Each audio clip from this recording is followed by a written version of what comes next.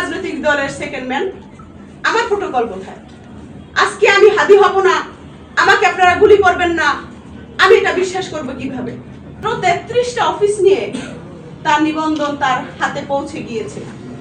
এটি অলৌকিক ভাববেন না, এটি সেই বিশাল বড় দল যাদের মদত রয়েছে, হেভিওয়েট নেতা যাদের সুপারিশ রয়েছে, এমনকি শুক্র শনিবারও তাদের জন্য অফিস খোলা হয়, তাদের এনআইডি কার্ড করা হয়।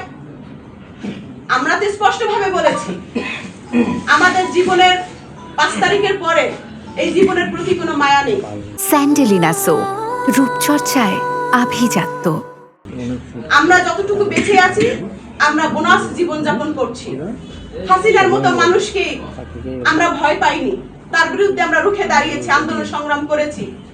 আজকে যদি 5 তারিখ না আসতো তাহলে আমার অবস্থা কি হতো, আমাদের অবস্থা কি হতো, আপনারা যারা নিউজ কভারেজ করেছেন আপনাদের কি অবস্থা হতো একবার ভেবে দেখুন। অতএব হাসিনার মতো দুর্গ কোন রাজনৈতিক দল এখন পর্যন্ত তৈরি করতে পারেনি। সেই হাসিনার চোখে চোখ রেখে রক্ত চক্ষু উপেক্ষা করে হাসিনার অবৈধ মসনদ ভেঙে দিয়েছি। আমরা সেই তরুণ, আমরা সেই জেনজি। অতএব কোন বড় রাজনৈতিক দলের নেতা রুষ্ট হলো, কোন বড় রাজনৈতিক দল রুষ্ট হলো, তাতে আমরা কেয়ার করি না। যেটা কথা স্পষ্ট সেটা স্পষ্ট ভাবে বলবো।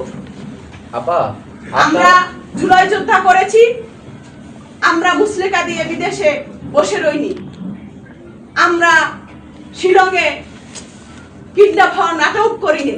এই বাংলাদেশে থেকে হাসিনার বুকে পাড়া দিয়ে আমরা রাজনীতি করেছি, আন্দোলন সংগ্রাম করেছি। সেক্ষেত্রে আমরা প্রোটোকল পাই না। কোন আইনের ভিত্তিতে, কোন প্রজ্ঞাপনের ভিত্তিতে এত প্রোটোকল পায়? আমিও রাজনৈতিক দলের সেকেন্ড ম্যান, আমার প্রোটোকল কোথায়? আজকে আমি হাদি হব না, আমাকে আপনারা গুলি করবেন না, আমি এটা বিশ্বাস করব কিভাবে? হাদির বিচার আজ পর্যন্ত কেন হলো না? হাদিকে কেন গিনিপিগ বলা হবে? আজকে আমি আমাকে যখন হত্যা করা হবে আমাকেও আপনারা গিনিপিগ বলে সম্বোধন করবেন। তাহলে আপনারা বড় দল হয়ে অনুজদের কি শিক্ষা দিচ্ছেন? কেন বৈষম্যতা করছেন? আপনাদের পালে হাওয়া দিলে আপনারা অবৈধ কাজ করার জন্য আপনারা সুযোগ দেন। যে মানুষটা নির্বাচনের আগে 1700 কোটি টাকা জনগণের পকেট কাটতে পারে, সেই মানুষটা আপনি বিশ্বাস করেন সে এমপি হওয়ার পর, মন্ত্রী হওয়ার পর সেই মানুষটা সে 1700 কোটি টাকা ফেরত দিবে? সে বিদেশে যাবে না?